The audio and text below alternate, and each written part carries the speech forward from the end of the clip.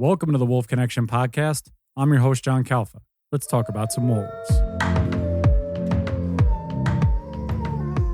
So on this edition of the Wolf Connection podcast, Stephen and I are welcoming a former Yukon wolf biologist. He's coming to us from Smithers, British Columbia. He was the Yukon wolf biologist from 1982 all the way to 2001.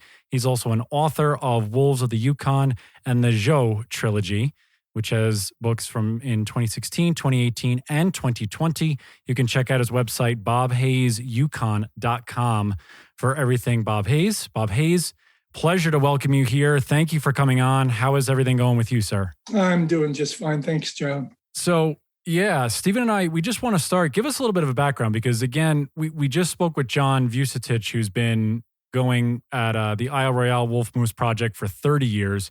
You were there in the Yukon for 20 years, a largely different terrain that we have not touched upon in this podcast. We've really been trying to get into the northern part of North America and talk about the wolves up there. So just give everyone a little bit of a background of what studying wolves and moose and caribou and everything in that specific area is like when you're up there and it's really that cold. It's cold.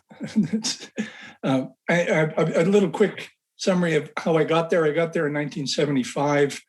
No job, no offer of a job. I just showed up, and it was kind of like landing in the perfect place as things started to develop on the Fish and Wildlife branch that I ended up working for many years, was just evolving. And I started working on birds for about 7 years, and then I just happened to be kind of closing up some bird surveys, and there was a controversial wolf program happening in the southern Yukon involving a cull, and they asked me to kind of find out something about wolves, and that's how it all started in 1982. So it was just that happy place to be, and yeah. Now, did you grow up exploring the woods and terrain like this, or was it mildly daunting to think about being in the Yukon for months chasing this apex predator?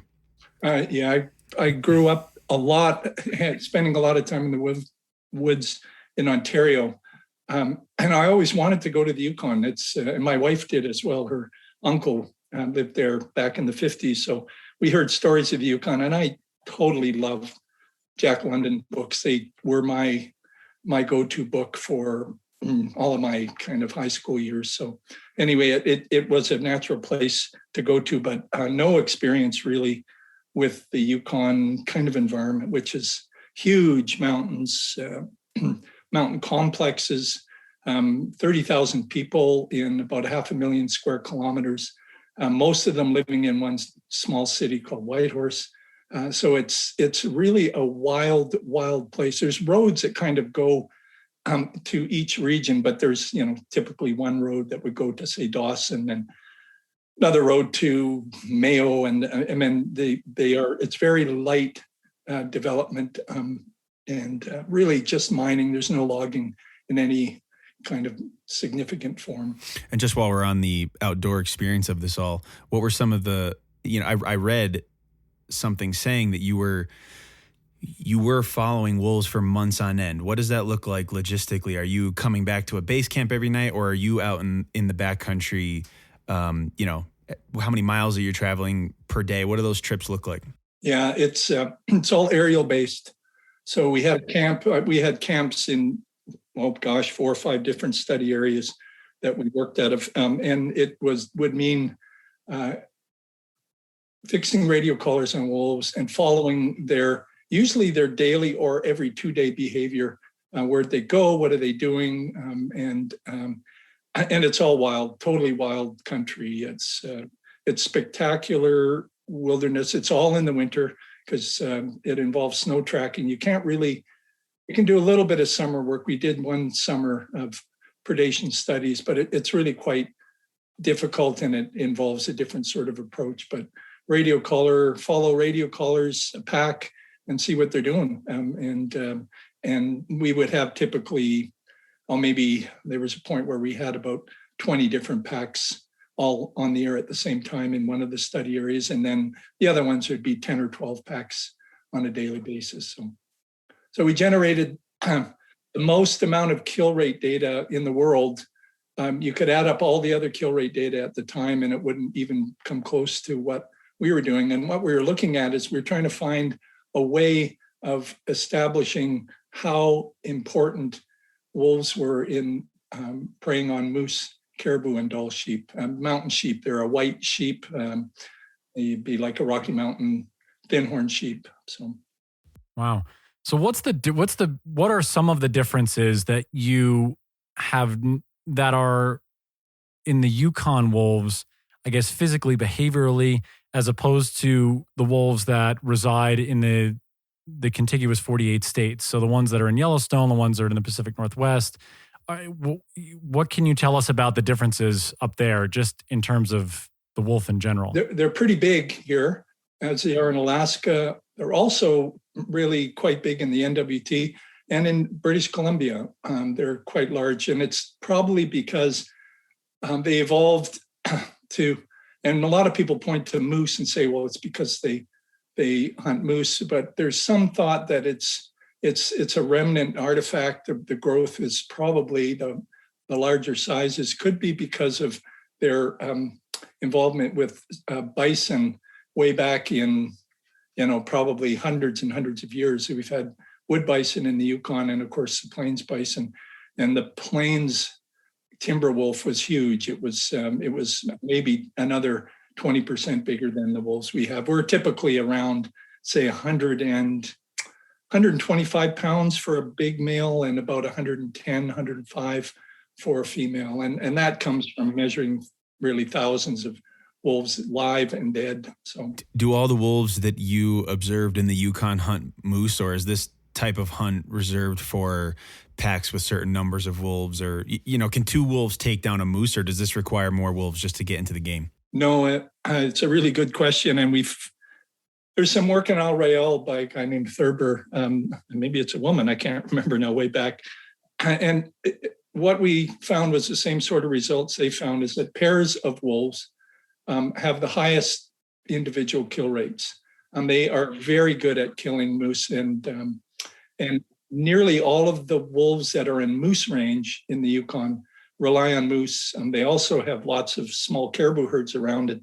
They will kill caribou, but the one major study that we did with lots of radio collars showed that they didn't change their predation significantly when many more caribou come into the winter range where they're living, and occupy their territories, the wolf territories, and they didn't really shift away. They're still pretty dependent on moose because and I wrote in Wolves of the Yukon, they're really the perfect prey for a wolf. They're quite large, 1,000 pounds, maybe a bit more, but wolves, as long as they can get them in the open and there's two wolves, they can hunt them from both sides, front, back, side, and they're really, really good at it. We followed, I think we had 18 or 20 pairs that we followed for some of them for like a month, and they were killing a moose every 5 days. Wow. And it's that is the really interesting part is it's because they're competing with ravens. We did a study with ravens, and I don't know if you've talked to Dan Staller in Yellowstone. He was on communicating with us when we were doing that work. We had a couple of grad students from Germany, actually, that did some work trying to model how much a pair of wolves would get from ravens. And what happens is they get only about 25% of the biomass that they kill of a moose. The rest of it goes to ravens. And this competition has gone on for probably a couple 100,000 years. So the ravens have figured it out. The wolves have figured it out as well. So. Wow. What do you think is the reason why they are so adept for a pair to be able to take down such a large ungulate like that, whereas opposed to the wolves that are down in North America, that it takes 5, 6, 8, 10 sometimes to take down a bull elk or a bison in, say, Yellowstone or in other parts of the country? What do you think it is about these specific wolves that's different? I think they would probably need to be in larger groups to kill a bison because big bull bison's 2,000 pounds. So to kill one of those, you see these big pack photos that have been on the internet. Those are bison hunting wolves that I'm sure the classic long line of wolves walking while they're coming out of the NWP bison range. I think it's because they're trained. They grow up in a pack, hugely important. And by the time they're 2 years old, they've been involved either watching, probably as yearlings, all the way in through their yearling stage, and then kind of just getting involved in killing just before they disperse. So they're already really experienced as young wolves, and we had no difference in the age of paired wolves. Mostly they were very young, dispersing into a new area, and they had huge kill rates, very effective kill rates. So it's certainly the case, kind of probably for most wolves in the north. They would be very adept at killing large prey, and certainly caribou. I remember looking at. I worked on wolves in the North Yukon as well, on a large caribou herd range, the porcupine caribou herd. And in the time it took for me to turn the plane around and look at the wolves that I had just seen on a ridge, they had gone down the hill and killed the caribou. Wow. Like within 15, 20 seconds, they killed it. And they just came off the hill, killed the caribou. So they're really good at killing big things, and that's why they have big teeth. They're strong. They got great strength in their teeth. They're cursorial. And they really have to get them in the open. If a moose gets into the willows, even the light willows or fallen trees, pretty dangerous place for wolves to go. They typically avoid it, and we had a few collared wolves that were killed, young ones especially, by moose in the forest, where they obviously made a mistake and got between a tree and a hoof, and that was it. And that's sort of natural selection. So what about Dall's sheep? I've seen them hanging out on some pretty rough, steep country that maybe it would look like would fairly easily deter a canine from hunting it. What does a hunt of a Dall's sheep look like by wolves? Yeah, it's a really good question. And had a graduate student, Ron Semanek from the Yukon. He worked on wolf Dall's sheep study in Kluane National Park, near Kluane National Park, huge mountain range, right up to the edge of the glaciers. And what he found there was the wolves that were right up against the best sheep range were really only killing sheep because that's all there was. There's no moose and there's no caribou there. Their kill rates were low and their pack sizes were low, which suggests that survival of young wolves was fairly small. They were typically in groups of 3 and 4, and it is really a tough life to make a living hunting sheep. And what we actually looked at in one of the control studies that we might talk about later in the Ajac area, which is in the southern Yukon, lots of mountains, lots of sheep, not a lot of caribou, but a reasonable number of moose when we were doing the study. But what we did there was look to see if there was any response in adult survival of sheep and lamb survival rates, where you killed wolves and then compared to where you didn't. And we found absolutely no difference. And that was over 5 years, which indicates that they're not a really important limiting factor for Dall sheep, which kind of makes sense. And what's come out of the research, which is, I think, really interesting, is the survival rates of sheep and production of young is related to sunspots. It's related to quality of summer range, which is affected by solar radiation. Pretty neat. And they found that by looking at the horn growth rates of rams, which there was a huge number of rams. All of the rams that have ever been hunted in the Yukon are measured, photographed, and aged. So you get a sense of what year there was good growth, what year there wasn't. And then you can go to population sort of information and see if you can match that, which is what they did. So How did the study then? So initially, you were going in just to find out about wolves, and please correct me if I'm wrong at any point. So where did the study and why did the study shift to a lot of the predator prey? Geez, as the words escape me. Like, in other words, how the wolves affected the caribou, the moose, the sheep populations, and what were the reasons why those studies were enacted and started? What were the communities, or what was the government, or who was really trying to figure out what was the end goal of all of this? And they were all different, John, in that the three that I was involved in all had a different sort of initiative. First one was near Whitehorse, and it was quite a collapsing moose population, and it was seen by both Indigenous hunters and resident hunters. We don't call them sport hunters. They're all pretty much subsistence hunters in the Yukon, and that was really kind of like, it was just kind of thrown up in the air. Hey, Bob, would you go out there and start looking around at wolves and see how many are out there and what are they doing? And it was a bit of a challenge because the moose team were looking for immediate responses, and we balked at that and said, hey, we got to find something out about these guys before you start killing them, which is what we eventually did. And that program only lasted about 3 years.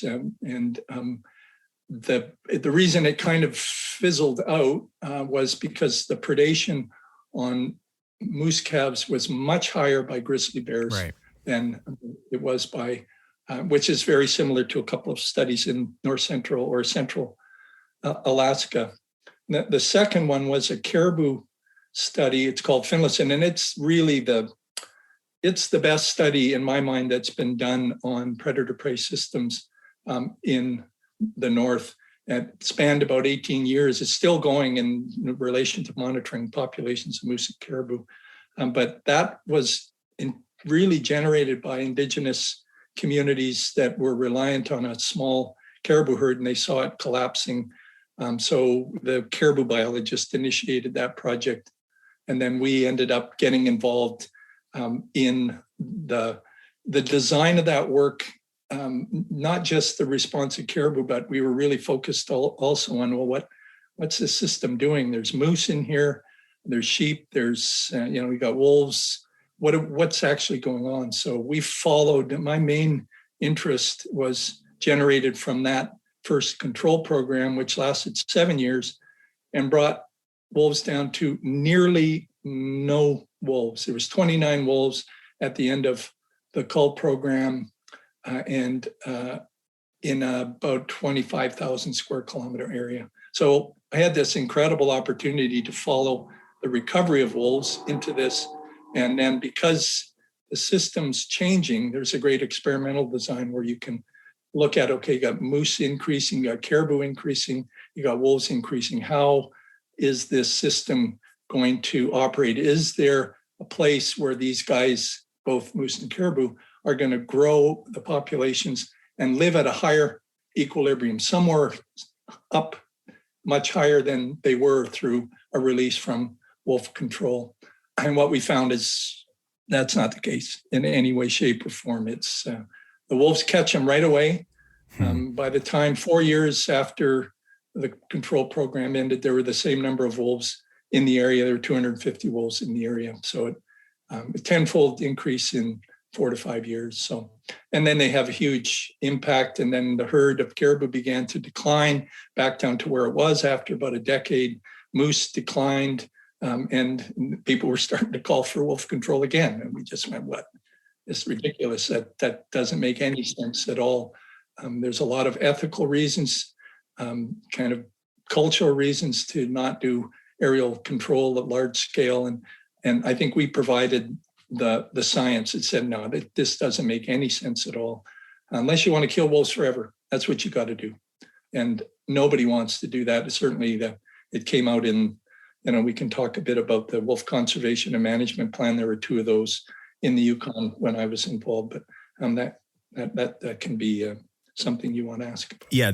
That was my next question. And also more specifically, before you initially went out there, how was the local government Or I guess on what scientific grounds were they making regulations pertaining to wolves and wolf conservation or wolf culling before they had access to the science that you would inevitably or soon provide? Yeah.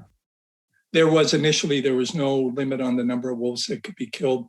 In 1992, the first wolf conservation and management plan was designed by a group of interested citizens. It wasn't government directed at all. It was quite a good process. I was a technical advisor. I just provided science to them. And during that program, what they said, for example, if you want to do area control programs, you can only do one at a time.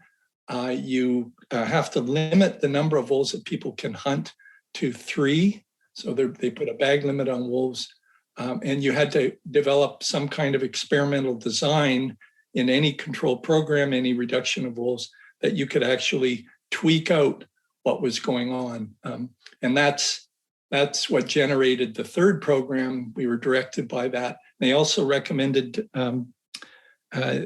non-lethal methods be studied, which is what we were the first place to look at non-lethal methods for reducing wolf numbers. So that would be like vasectomizing males and tubal ligations to females, which we did in the third project, which is called ASIAC, and it was a very intense experimental design with many control populations looking at, did anything change in 3 different moose areas, 3 different caribou areas, and 1 sheep area, and what happened in ASIAC. And in ASIAC, there was a big increase in moose calf and caribou calf survival, numbers of caribou and numbers of moose, but it's not been sustained. It didn't grow anymore. So what we've really, I think, shown is that you can get pretty good direction from the public.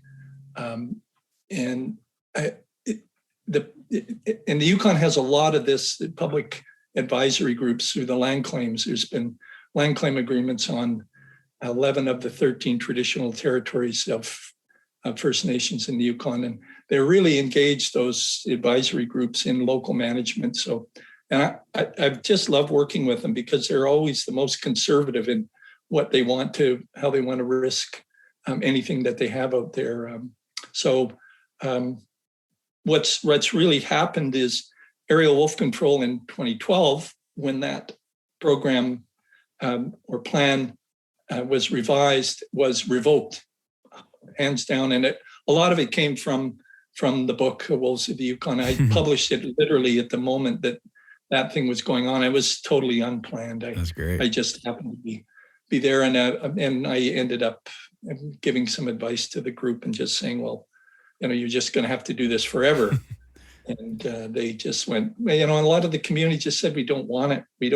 It's too controversial. Everybody hates you or loves you, and that was my world. I was loathed by environmental groups, and then I was loathed by outfitters. It didn't matter what day it was. It just kind of where you are. But we kind of held our course, and had a great, great team of people. It just was one of those kind of serendipity projects, all of them. I was surrounded by great people that I worked with for many, many years. So anyway, that's out. There is no wolf control aerial in the Yukon.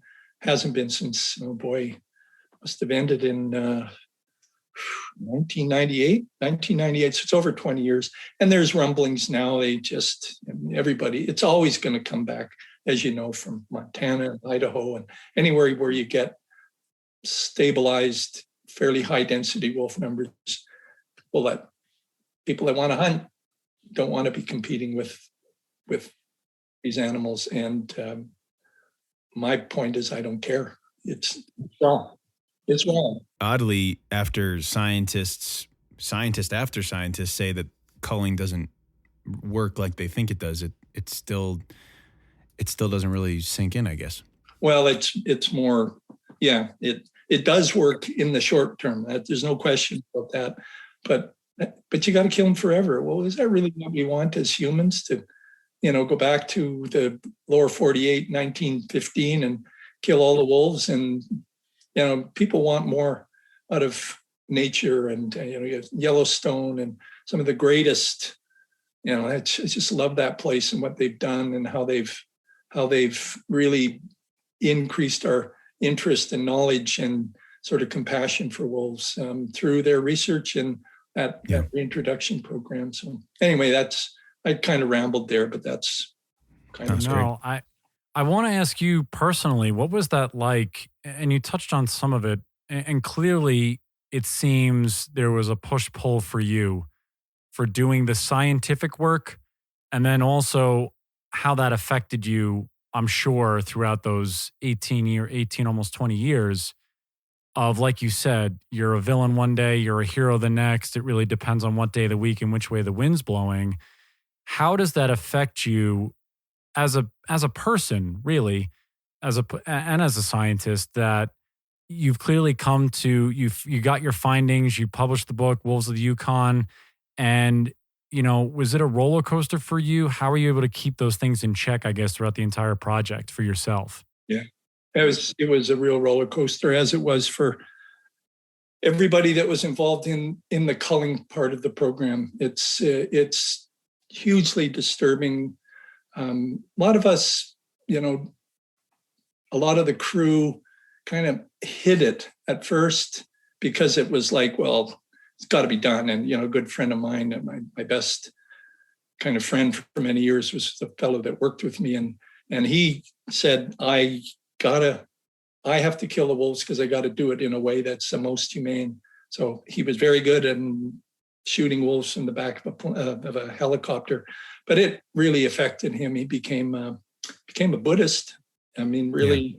Yeah. And I did too. And we all kind of went through some pretty tough times, like with family. And you were never really off the radar as far as anybody wanted to push a button at you.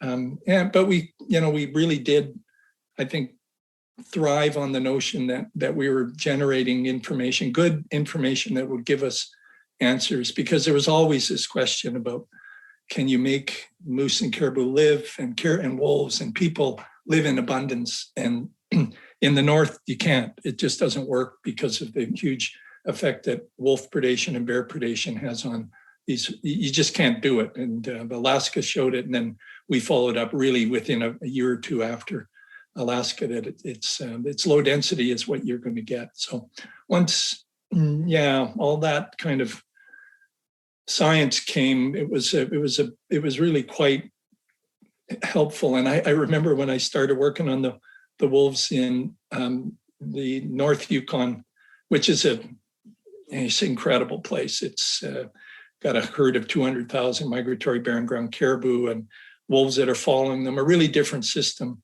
Well, that was the first study that I did that didn't have the question, well, if we kill wolves, what will happen? What's the effect? This was just a study of what are the effects of wolf predation on this herd. And I always had that perspective that I wanted. It's not studying wolves, it's studying systems. That provides answers by studying systems. And in that one, there was a beautiful conclusion at the end of that through predation rate studies. We just determined that herd there was no benefit from reducing wolf predation because the caribou were able to space away in big through their summer and winter range movements and unpredictable winter range movements. And the wolves just simply couldn't catch up to them. They couldn't catch up to them numerically in any way. So I did get asked that. I was asked by the Porcupine Caribou Management Board, which is a group of it's scientists, but mostly it's local people, whether or not wolf control would be useful to try to increase the herd, which everybody thought was collapsing in, what year was that? 1986, 1987. They couldn't get a count on the herd for almost 8 or 9 years. And my conclusion to them was, no, don't do it. You have no idea where they're wintering. You don't have any sense of how you're affecting survival across all these subgroups of caribou that are going to be moving around. So then they didn't do it, didn't do the control program. I'm not sure they were that serious about it, but certainly they wanted to look at it. And then they went and looked at the herd, and instead of the herd collapsing, the herd had doubled They doubled for no reason. Nobody understood why, which is so classic barren ground caribou. They collapse and nobody knows why. What happened?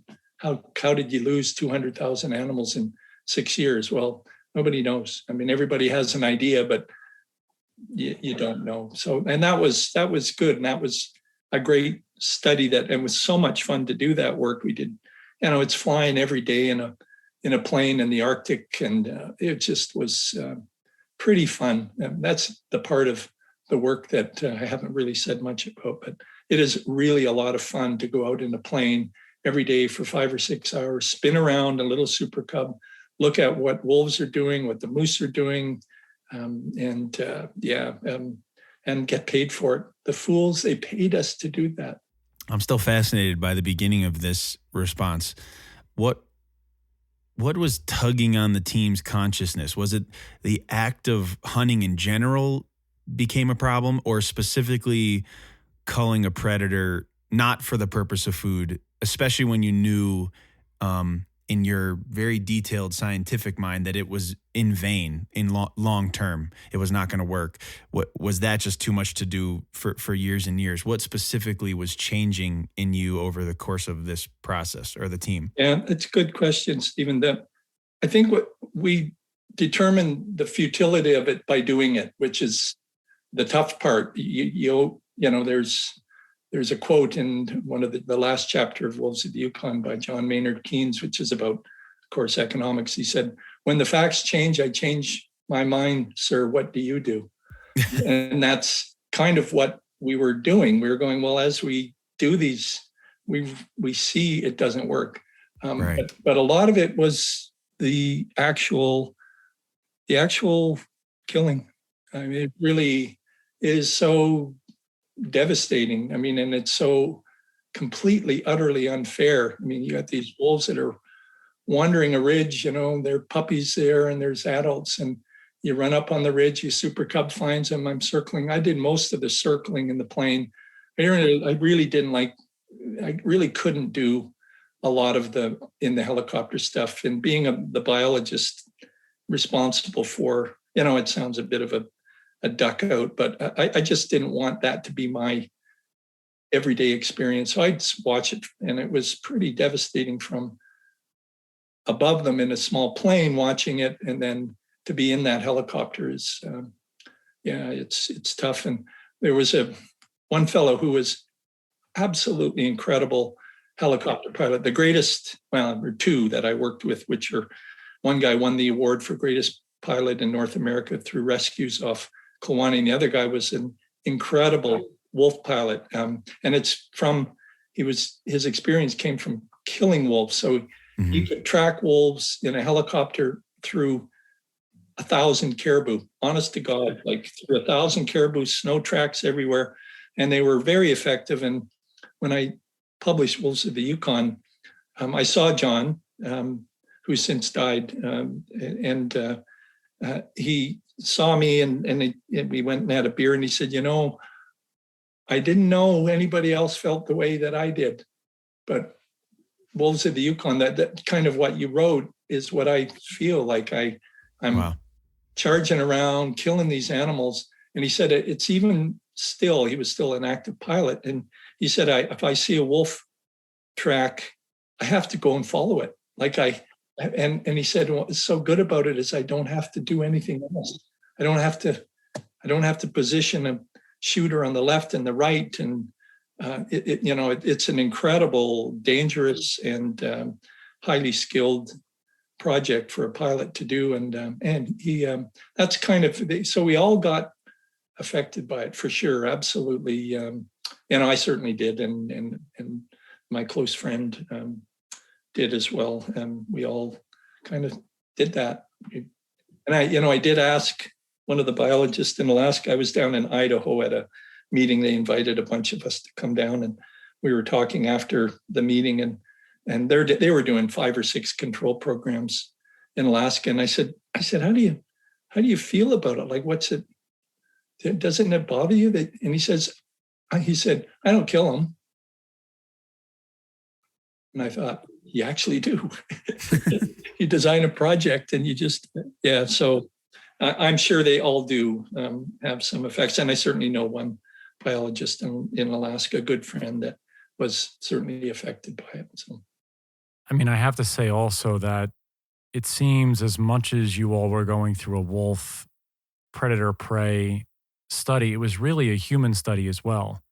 And just from all the stories that you're telling, and oh yeah, the amount of emotions and the amount of trials and tribulations that you all as a team went through for those years it really speaks to the heart of a lot of what I think we see in wolves, and why wolves hit us so hard in so many different ways and really affect us in a way that we can't even fully understand. And I appreciate your honesty, and I appreciate you going through, and I can't imagine that it's easy to speak on a lot of this, but it's really an eye-opening experience to speak with someone who has gone really from the beginning and going in not really knowing what you're up to, and then at the end really finding a different result. And I find that to be extremely important, and it's it's definitely appreciated on this end for sure. Thank you, John. It's what we biologists should be able to evolve and change. And I mean, that's by knowledge. When facts change, you got to follow the facts. You don't. So when you wrote Wolves of the Yukon, because you published it in 2010, so this is almost a full decade after you stopped your work, what was that process like, becoming an author and putting your work into a spot where the general public can now read this and take in your experiences? Yeah. What is that what kind of circumstances was that? How was that like for you, diving into that type of an arena? Yeah, it was really different, absolutely different too, because I didn't want to, I wrote lots of science publications and, peer-reviewed journals and stuff. And they're so boring. They're written for us. The public doesn't really get much from them. So I wanted to write something and kind of leave some kind of legacy about what we did. So because it's all, the Yukon's got 30,000 people. It's not very many. I know lots of them. I mean, proportionally way more than you would in, say, California. So there was a bit of a different impetus to write it, to give back to the people something about the knowledge that we learned. I wanted it to be entertaining. So I didn't want to have any graphs, and I didn't want to have any tables in it. So there is none. There's just stories. It's introduced. Each chapter is introduced with it's a narrative. Some of it's true. Some of it's true about what's going on, but it's put back in time, or there's some evolution of. I take some license to quote people that probably I didn't know at all. But anyway, and that was really fun, but hard. And I was still working. I shifted my work from being a biologist in 2001 to I ended up facilitating a lot of planning processes after the land claim. There was a lot of moose plans, and caribou plans, and bison plans, and protected area plans. I did 50 or 60 of those over 10 years. So I'd find a little bit of time to do this book thing. And then finally in 2008, Carolyn and I we went to Italy, and I said, if Leonard Cohen could go to Greece to write a book, I can go to Italy to write a book. So I filled our suitcase. Back then there wasn't a whole bunch of stuff available online. And I just had books, and I sat down for a month and I wrote most of the last half of the book then published it. It's all I call it independently published because it's certainly not self-published. It's entirely supported like any other publication. My daughter, Erin, did the research on a bunch of it. My other daughter, Kelly, was the editor. She's a journalist. My brother did all the line drawings in it. And then friends from Europe did all of the production. I did have a lot of connection with people in Europe that were sort of just evolving the wolf program and studies in Germany. Anyway, I just found really good design people. And so it was all really a lot of work, but it was, it was really, I kind of loved it, to be honest. I found it hard at first, especially writing the kind of the fictionalized nonfiction. I found it hard, but then I thought, it's actually the most fun. You just get a bit of confidence that you're telling a story that people want to follow. And that's what generated the trilogy, was those narratives at the beginning of each chapter of Wolves of the Yukon. And I took one of the chapters and made it the very beginning of Joe. I kind of pulled it straight out and said, here's where wolves meet people for the first time. So, yeah, that was my next question. What inspired you to write fictional books about wolves? Are you just a fiction lover, or was there more to that? Boy, it's hard to say. I mostly read nonfiction because it mostly was related to my work. So I read so much of that. And I don't know, it's hard to know. I wouldn't say I'm a heavy fiction writer. Or reader. I read fiction, I really like it, but it was kind of like a challenge. I just thought, well, I wrote this book, and it was it was super successful, Wolves of the Yukon, because I didn't have a publisher, so I generated all of the income, and all of the revenue went to me, which was pretty rare and we ended up selling we sold 5,000 copies of the first book, and then we did another 2,000 of a German version of it. We translated it into German, and so it was pretty successful. And then I thought, well, not so much to write to make money. I just thought it'd be kind of fun to try to write a story. And there was a book that I read as a kid, and I haven't read it since I was so kind of like grade 4, grade 5, but it was Farley Mowat's, and it's not Never Cry Wolf. It's called Lost in the Barrens. And I thought, I just loved the story about these young 2 boys that are kind of lost in the Barrens. And I can't even remember what the cause was, a plane crash or something. And I thought that was such a neat story about survival. And I should do something like that, but put it back 14,000 years ago. And I did a lot of research on the Pleistocene, on the period right after the end of the Ice Age. I did lots and lots of reading and working with a paleontologist in the Yukon and archaeologists to generate the landscape, and then worked with the Wintwitchin Heritage Committee to get their culture figured out. Is it okay what's going on with your culture? Is it okay to say this in their language, which is part of it, trying to make it sort of realistic. So anyway, it's kind of how it worked. And I just decided I should try to write a book, and they ended up writing 3 of them. That wasn't the plan. Honest to goodness, it was. I thought, well, I'll write one, and then I thought, well, I could end it, and maybe if I want to do a second one, it'll be there, which is what I did. So it seems like the community in the Yukon is such a huge influence for you, both when you were doing your scientific research and as you're an author as well.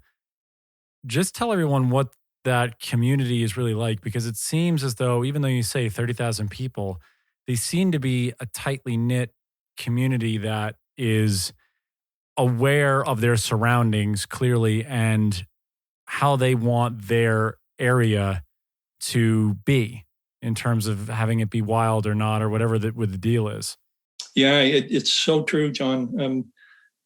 And the difference, a lot of it is it's because so much of the Yukon is wild. Like, you drive 5 miles out of Whitehorse. I remember one of the German students that came, we went for a walk behind our house, and we're overlooking this beautiful river, the Takini River, middle of the night, there's stars out. And I said, if you point your finger that way, you will never cross a road or meet a town. So, and of course, he's from Germany, like 80 million people. He said, it doesn't matter to me. I just want to look out here and see no lights. That's wilderness to him. But that's wilderness. The wilderness is right there. It's, we had wolves come by our house and try to kill one of our dogs once. And it's just sort of normal. It's most people that have been there a while wolves are not something that they worry about, but wilderness is everything to them. If it's camping, with RVs and going out and fishing, since COVID, there's been a huge increase in that kind of activity, people getting out onto the land that are from, maybe more kind of, blue collar workers and whatever you want to describe it as. And then hunting is a really big deal for First Nations, especially. And then, more and more, I wouldn't say more and more, but certainly a lot of Yukon young kind of new residents all want to hunt the Yukon. It's kind of like mythical, these big moose, and it's pretty classic, but it has its problems now too. Their access is so good now with jet boats and ATVs, and it causes. That's the biggest problem in the Yukon. Even though what's 30,000 people and 500,000 square kilometers? Well, they all go to the same place, that's accessible, and that's the problem. But I think the big difference, to get back to that point, was First Nations people. If you think about their history, they didn't know white Caucasian people in any significant way until the mid 1800s. So 1850 was kind of when the first Russians sort of connected, maybe a few in the late 17th century. But since it all really changed at the Klondike Gold Rush, which was 120 years ago now. So before that, these were people that were spread across the Yukon in probably fairly significant numbers, but in all of it related to land, all of it related to where animals were at different times. And they call it the round, the First Nations, when they would spend a year moving between summer range, winter range. And all that connection it was so recent to them that, and I certainly saw that when I was facilitating I did a lot of work with Indigenous communities, and it's kind of stunning. And when you think about it, like, oh, man, did we change their culture? Like, holy caramba. Like, and in many ways, very, very badly with residential schools and taking away their culture, making it kind of illegal to speak their language. So all of that stuff is so close in the Yukon in time. Like California, it's probably, maybe 300 years since, you've had a lot of kind of colonial kind of movement. And the Yukon is very new, very new. If you're looking at heritage homes here, they're usually shacks on the side of the river. They're not big mansions. They're just places that people were 100 years ago and they're falling down. And it's really different. And that community is there. It's a different community, and you're so lucky to be able to be exposed to that for so many years. And here, I live in northern BC now, and these people here went through the same thing, but they haven't got a land claim. The land claim is huge. It gives them, in the Yukon, rights to 16% of the landmass in their traditional territory, then co-management rights for all fish and wildlife management in all of their traditional territory, not just on their own settlement lands. Here, there's one First Nation that has that in BC, and you got 9% of the land, and they're very unhappy about kind of where it all ended. And the rest of it is just kind of like, it's like the Yukon was 40 years ago. It definitely has built a better community through the land claim agreements and trying to integrate First Nation Indigenous people with the rest of us, I guess is how you want to put it. That's probably been more successful. Yeah, and it does make it slightly worse.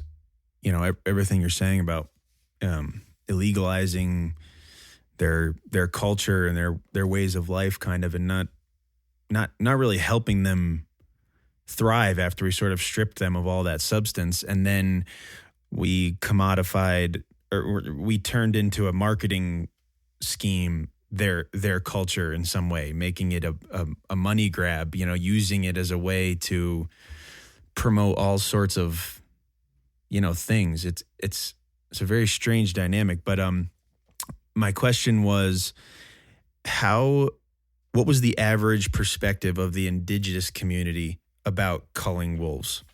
I'd say it's more supportive of it, but not all. I wouldn't say all. And it's a lot of it was, in your local area, if you have a herd of caribou that were traditionally a big part of your grandfather, your great-grandfather, your father, all those periods, time, it's so new that when they're not there, they call it the whiteout.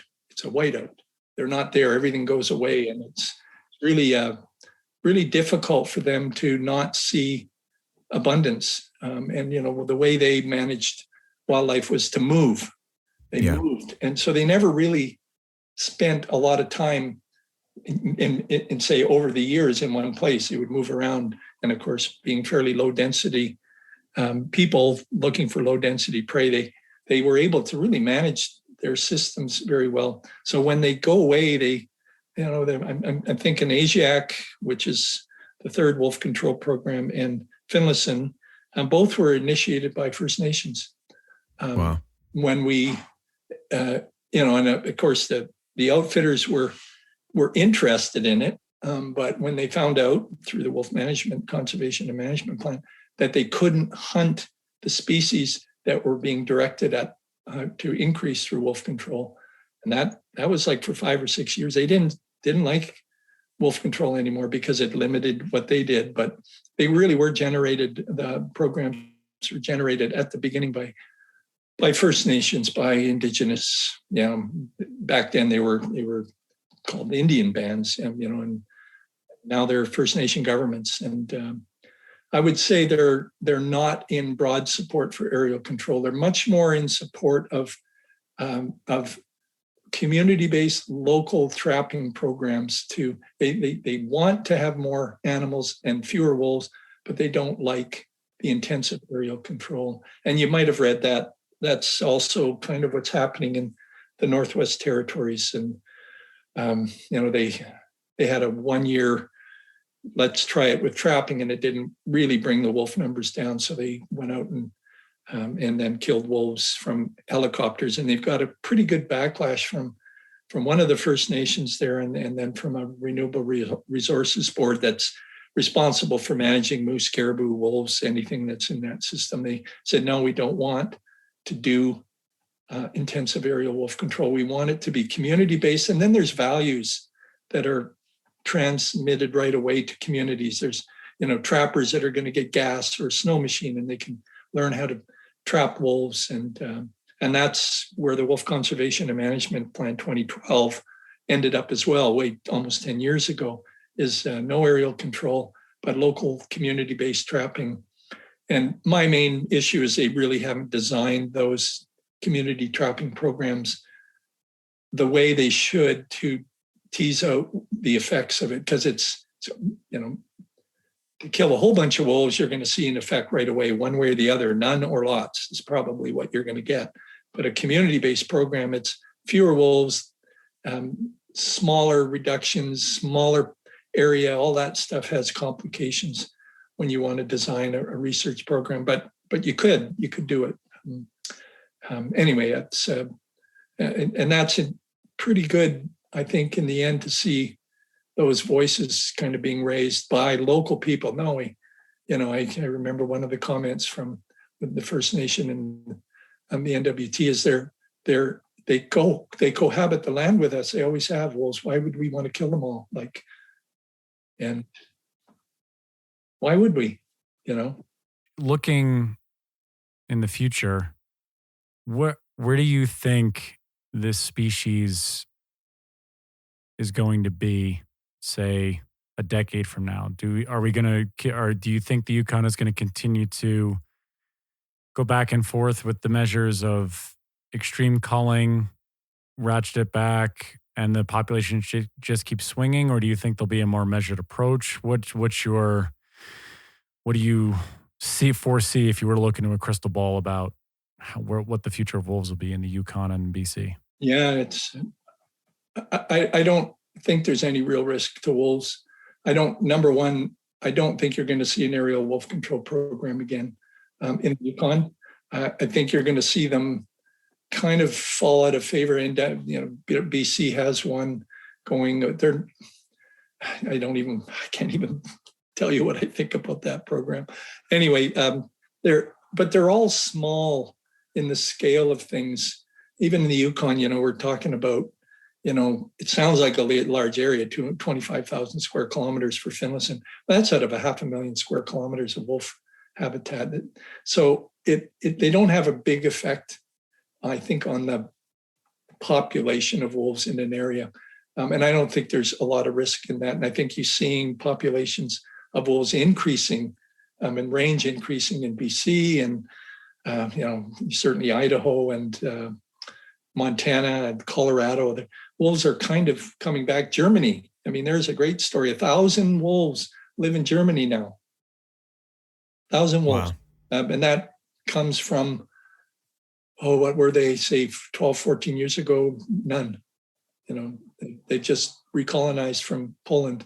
And they're generating a lot of controversy, but people want them. It's not that the local person that's raising sheep may not want them. They have to do some different things to manage their sheep. But I think they're pretty good. And I think the biggest, you just hear all the banging of drums in Montana and Idaho, and it's like, you'll never win that one. I don't think. I think you'll always just generate the two sides certainly the one side that I'm hearing mostly negatively is they really don't know what they're talking about. They're just, and it's all about hunting and rights, and you don't have a right to hunt. You have an opportunity and a privilege to hunt, and it isn't your moose, which used to be the way they described the Yukon. Have you got your moose?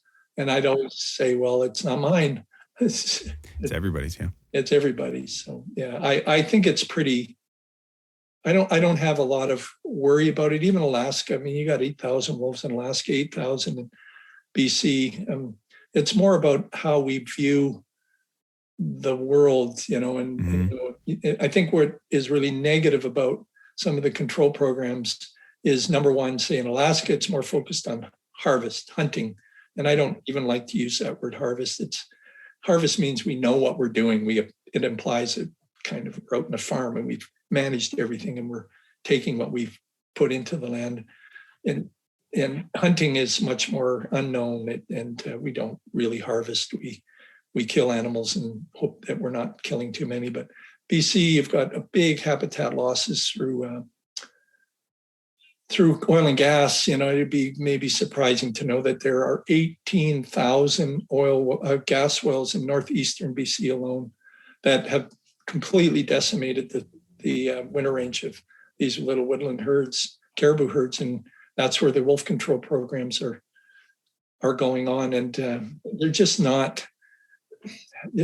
controversial, and they don't have an end. They don't have a goal. They don't have anything scientific. It's really sad. And I've addressed it to one of the main researchers there. And anyway, they're still small scale in relation to where the wolf population is in, say, the Northwest. I think it's really secure. Back east, I don't know so much, and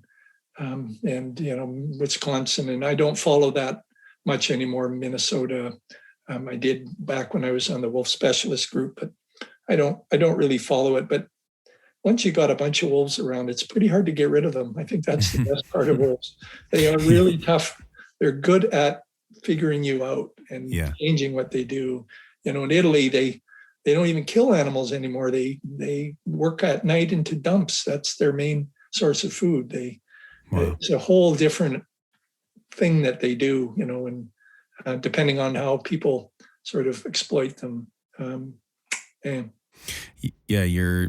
Your last statements about considering hunting a harvest sort of perfectly brings me to my last question. And John will have his last questions as well, but this is mine.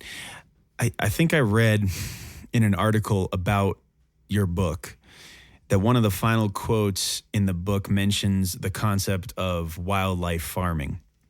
Mm-hmm. This is a term that I've never heard before, but it sort of geniusly touches my own personal conflict with this idea that seems to be increasingly more popular. And of course, I'm not putting words in your mouth about what this meant to you, but it, trying at any cost to control every aspect of wild circumstance, to, rid ourselves of the unknowns and the dangers or compromises of keeping our wilderness truly wild, to concretize our hunting access, to certain species without competition, and to maintain favorable and predictable numbers of certain animals forevermore and at any cost to the concept of wilderness. Again, I'm putting words in my own mouth. This is just how I perceive it. But you asked at the end of the book, is that what we want in the Yukon, wildlife farming? And years later, is that what it seems to be trending towards? And talk more about what that meant to you. Yeah, it got me into a lot of trouble with friends in Alaska, because I think I wrote 2 lines about, because there's stuff that's been going on in the Susitna for, oh gosh, it's got to be 30, 40 years where they're shooting wolves, and it's for hunters between, it's quite a large number of people in Anchorage, of course, a couple 100,000, and then Fairbanks, it's right in the middle of that. And that's my point. That's where you're killing wolves to maximize the opportunities for hunters. And that's what I think I would describe as wildlife farming in a northwestern sort of wilderness sense. And I don't think it's a risk, although I've been wrong in my life, of course. But I think in the Yukon, wilderness is so important to people. I mean, they all want a moose. I'm not going to pretend that, they want to go out and they want to get their moose, and they don't want limits on the number of moose, because that's how it used to be. And we got a 3-month moose hunting season, still came in 3 months. Well, moose, caribou, and sheep all have a 3-month hunting season. For rifle? For rifle. Well, bow hunting is a bit of that, but it's limited to, but yeah, no, all weapons. That's long. It's super long, and it's based on what the outfitters used to do back in the 40s. They'd go on 3-month hunts, and they'd kill 5 or 6 of each species. A hunter would be able to, it's a really different problem. But the point is that we sell wilderness, and wilderness is so important. I mean, I don't mean it in a negative way. The Yukon is wilderness. It is like, it's accessible. You can drive and see it all. You don't have to NWT, a lot of it, you got to fly around and see it. Anyway, that's the difference, is that we have wilderness, and what's the value of canoeing the Nesutlan River, coming around the corner and seeing a wolf? Oh my God! Yeah. I've been in the Yukon. I was there for nearly 40 years. I saw maybe 5 or 6 encounters with wolves on the ground, like where I wasn't flying and knowing where they're going with the collars, just kind of bumping into them, and they're hugely memorable. And everybody that has seen a wolf or heard a wolf howl says, "Oh my God, I heard a wolf howl." You know it, from the keepers who are doing wolf connections. There's something right about that, something hugely, and it's spiritual for sure. It is, whatever that means. I can't really speak to everybody, but certainly with my experience, it's like. And I remember going down the very first river, the Nesutlan River. We were with our daughter. She was, Erin was like 18 months old. Kelly was 3 or 4, and 5, I guess she would have been. And we got surrounded by a pack of wolves, 12 of them. They howled around us on our camp in the summer, and it was like, never forget it. Never forget. A bit of fear, but sure. It's not healthy fear. It's a healthy fear. They're not going to come and get you. They really aren't, as much as they have. And, 1 in a million wolves will maybe kill somebody someday, but, there's very few encounters with them. So the wilderness is, and that's everything, bears. And, I've had lots of encounters with bears, and would I want to see a bear die because of them? Not one of them. No, they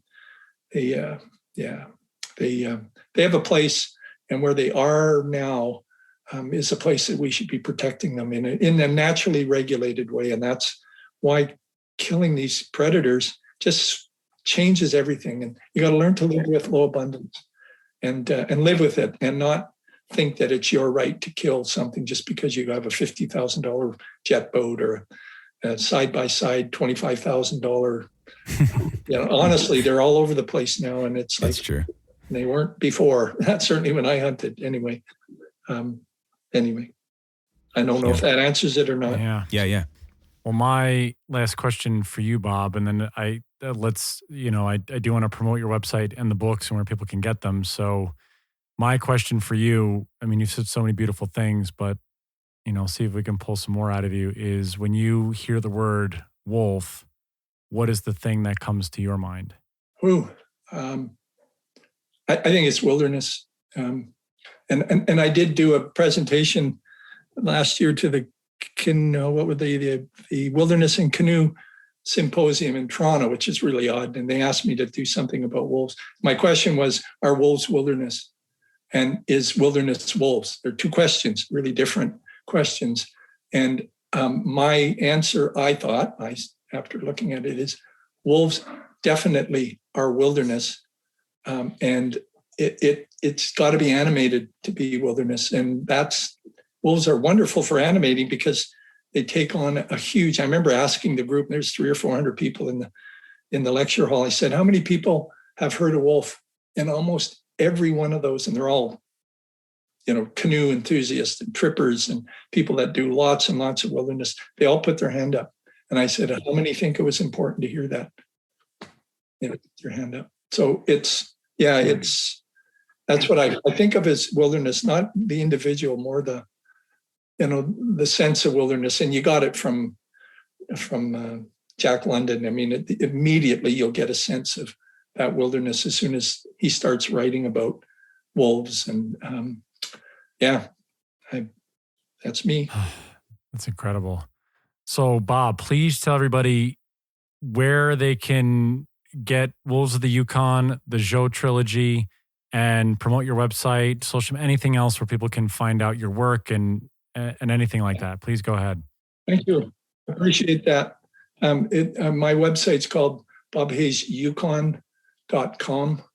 It's not Bob Hayes, the fastest man alive. Do you remember him? I've heard, yes. Yep. He played 100 meter. He's black and he's really fast. It's not the same guy. That's not you. That's not me. Anyway, my website is bobhaysyukon.com, and you can get all the books there. You just click onto books and you can see them. And most of them are, they're available through Amazon, but you can also write me and I can send you one with a dedication if that's something that you want. I also have the first Joe book has been translated into German by a publishing company in Germany, and it's available as an audiobook, as an ebook, and as a paperback. And Joe will be all available as ebooks after, say, November, December. I've got all three of them lined up to be ebooks. So pretty much everything that I've written will be available as ebooks or as paperback. And I did listen to the German audio sample, and I thought, what the hell is he saying? I haven't got a clue what's going on. But he's got a great voice. Anyway, it's quite interesting to hear your book read in German. Anyway, I can only imagine. Yeah, everyone visit the website. It's very navigable. It's Bob Hayes, Hayes, Yukon, YUKON.com. Roger, thank you. No, everybody check that out. And you can, check out all of Bob's books. I may have to write you and get a copy because I've been searching for Wolves of the Yukon and it is out everywhere. So people have been gobbling it up. Yeah, I want that one too. You may get a special notice from me on that. But just send me your mailing address. I'll send one to you, Steve and John. Yeah, please. No problem. That will absolutely do that. Actually. Okay, so which one? Which book? The Wolves, Yukon. Wolves of the Yukon. Okay, yeah, Wolves of the Yukon. absolutely. Okay. Um, Well, how about if I send you the trilogy as well? Each you get them. Oh all. my gosh, I'll read them. those easily. Oh my Yeah. God, Okay. that's incredible. Thank you. Yeah. Yeah, John and I are into that. There's also it's like I think there's a level of mysticism in there too, right? Like a little magic to the storyline, is there not? Oh yeah. It's the girl. It was going to be a story about a young boy, and it just immediately became way more interesting when I introduced Nellie, and then she evolved into she's basically a dream traveler, which are real people in that culture. So anyway, yeah, it's really, really different and fun to write about that stuff that I knew nothing about when I started. God, I can't wait. Please, I love yeah, this that is stuff. great. Okay, well, make sure you send me your No, we address. will. We Yeah, will we will absolutely. today. I'm going to message you on the website once we're done. Yeah, everyone. Okay. Bob Hayes, thank you so much. This has been. I had a wave of emotion when we were talking about this stuff today. So I just thank you for your candor and your honesty and just everything that you've done over the past almost 40 years now. I mean, it's truly appreciated. So thank you for coming on with me and Stephen. Yeah, incredible stuff. Thank you. And on the other end, it's so good to see how you've reached out into the broader wolf community, researchers, and that's hugely good. And there's so many good people out there that can help you out with more of these podcasts. You guys are good. It was fun, and I really appreciated the contact. Absolutely. Thank you, absolutely. sir. Likewise. Howls to all of you out there, and Stephen and I'll be with you next time. Bye, everybody. Bye-bye.